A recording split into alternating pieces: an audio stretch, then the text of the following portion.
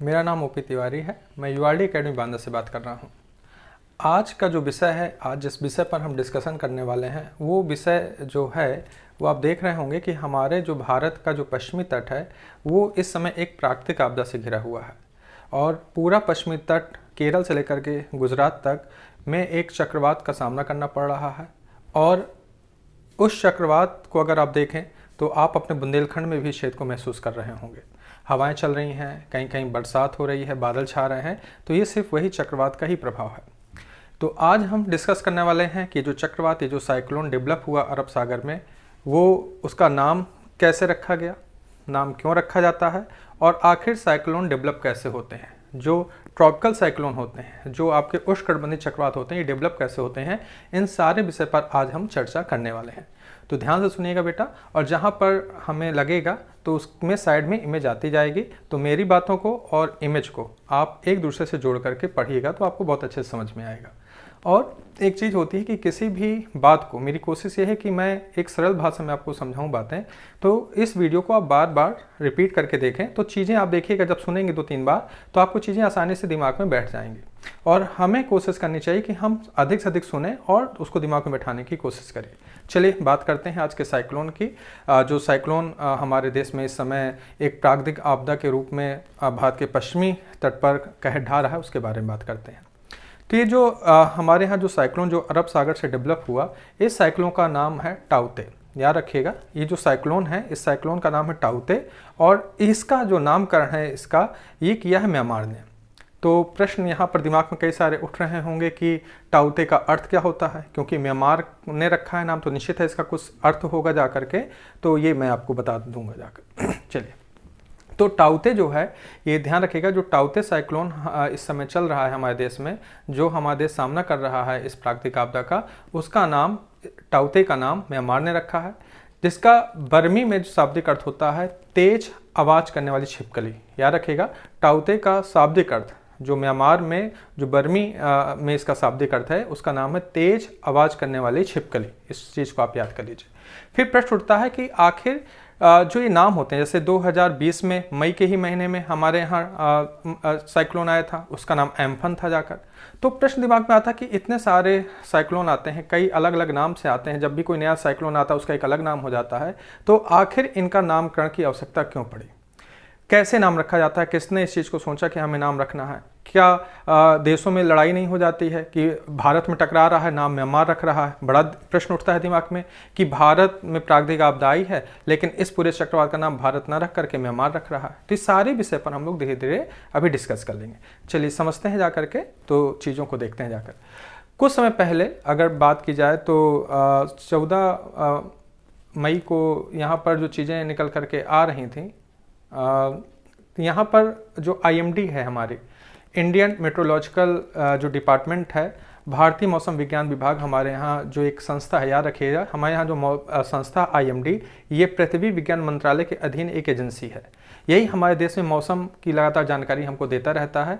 इसने चेतावनी जारी की थी कि अरब सागर में एक चक्रवात डेवलप हो रहा है और शायद बहुत धीरे धीरे ये चक्रवात एक भयानक रूप क्या धारण कर सकता है।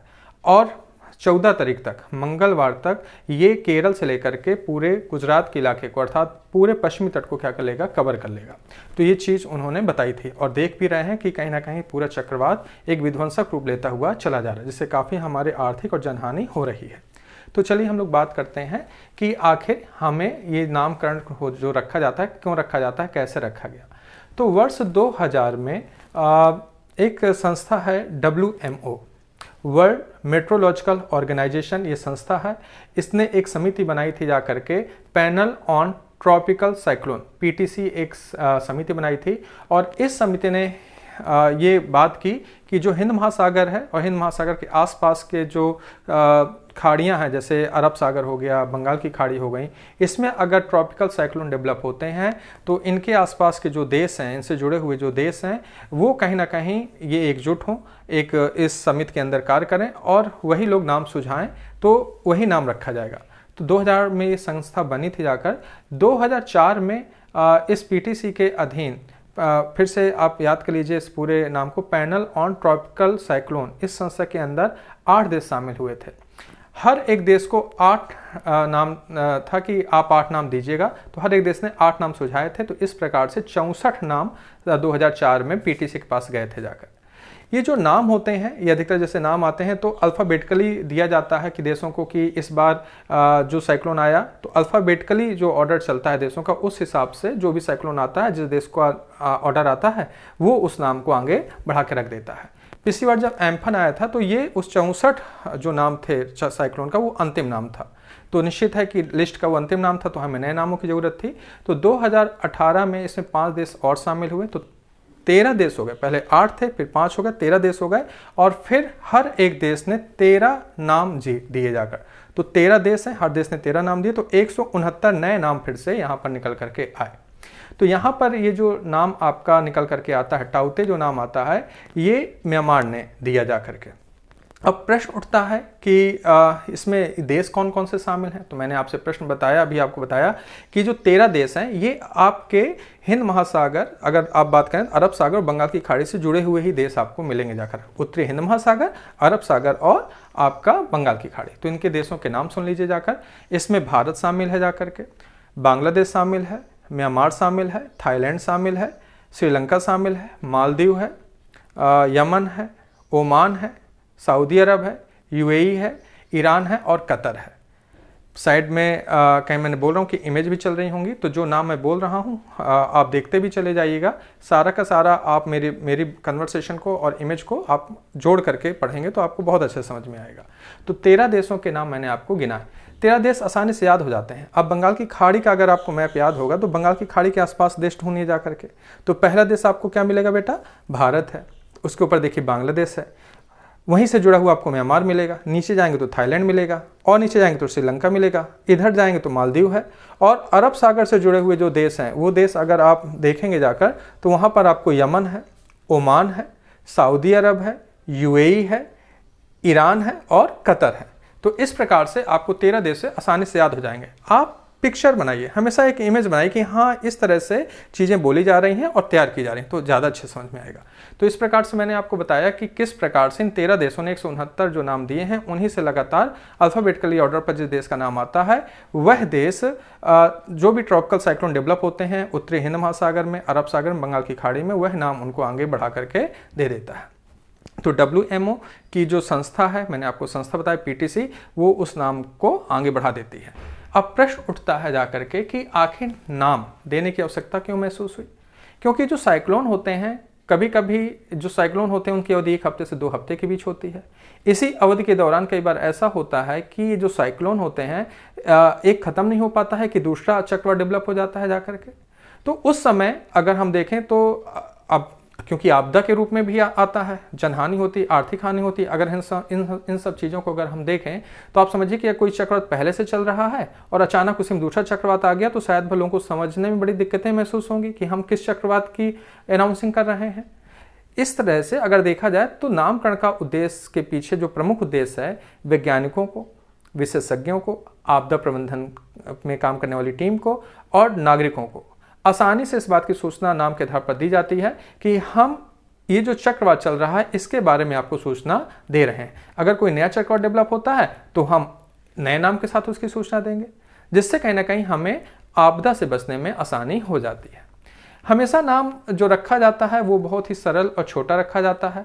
ऐसे कभी भी कोई नाम नहीं रखे जाते हैं जो विवादित हो जा करके, और हमेशा वहाँ के जो देश अपना नाम रखता है वहाँ की अपनी संस्कृति से रख सकता है, पशु पक्षियों से रख सकता है जाकर। इस प्रकार से वहाँ पे नाम दिए जाते हैं। हर एक देश अपने यहाँ का जो प्रमुख पक्षी है, पशु है या कुछ और भी चीज़ें हैं, उनसे वो नाम देने की कोशिश करता है। कभी भी कोई प्रश्न पूछ ले कि सबसे पहला नाम कौन सा था, 2004 में जब पहली बार साइक्लोन हुआ, जब नामकरण की पद्धति स्टार्ट हुई तो सबसे पहला नाम कौन सा था? तो निसर्ग था। याद रखिएगा कि नामकरण के जो पहला नाम था निसर्ग था। ये बांग्लादेश ने रखा था, और ध्यान रखिएगा बांग्लादेश ने रखा था। तो 3 मैंने आपको बिंदु बता दिए कि अगर प्रश्न आता है कि सबसे पहला नाम का कौन सा साइक्लोन आया था, तो निसर्ग था, उसका नाम बांग्लादेश ने रखा था। इस प्रकार से हमने टाउते के बारे में थोड़ा सा जानकारी की कि कैसे नामकरण रखा जाता है, कैसे क्या इसके पीछे के उद्देश्य हैं, और कहीं ना कहीं अब हम थोड़ा सा टॉपिक को आगे बढ़ाते हैं।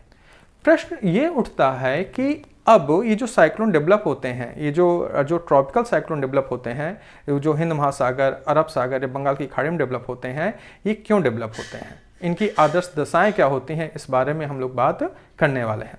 तो सबसे पहले आपको पता होना चाहिए कि एक रेखा है, ITCZ रेखा है, उसका नाम है इंटर ट्रॉपिकल कन्वर्जन जोन। ये रेखा जो सूर्य ऑसिलेट करता है, क्योंकि आपने अगर भूगोल पढ़ी होगी तो आपको पता होना चाहिए कि सूर्य का ऑसिलेशन होता है, जाकर सूर्य कर्क रेखा से मकर रेखा के बीच में लगातार ऑसिलेट करता है। 21 मार्च से, जब 21 मार्च को सूर्य विषुवत रेखा पर चमक रहा होता है, तो वो 21 जून, जब 21 जून की तरफ होता है तो विषुवत रेखा से कर्क रेखा की ओर पलायन करता है। तो जब सूर्य आगे की ओर कर्क रेखा की ओर पलायन कर रहा होगा तो निश्चित है कि तापमान बढ़ रहा होगा। भाई सूर्य जब लंबवत चमकेगा, जिस जिस जगह से जाएगा तो वहां पर तापमान बढ़ेगा जाकर के। जैसे हमारे क्षेत्र में गर्मी का मौसम आने लगता है, तो यहाँ पर उसके साथ एक रेखा है ITCZ, inter tropical convergence zone रेखा भी सूर्य के साथ ऑसिलेट करती रहती है, और जहां से रेखा गुजरती है उसके तापमान को लगातार बढ़ाती रहती है। जो ट्रॉपिकल साइक्लोन होते हैं, इनकी जो आदर्श दशा होती है, ये अधिकतर 5 डिग्री उत्तरी अक्षांश से लेकर के 30 डिग्री उत्तरी अक्षांश के बीच डेवलप होते हैं। यहाँ पर जो समुद्र का पानी अगर 27 डिग्री सेंटीग्रेड से अधिक हो जाए तो चक्रवात बनने की संभावनाएं ज़्यादा बढ़ जाती हैं। यहाँ पर अरब सागर में बात की जाए तो वर्तमान में जो तापमान था वो 31 से 32 डिग्री सेंटीग्रेड के बीच में था,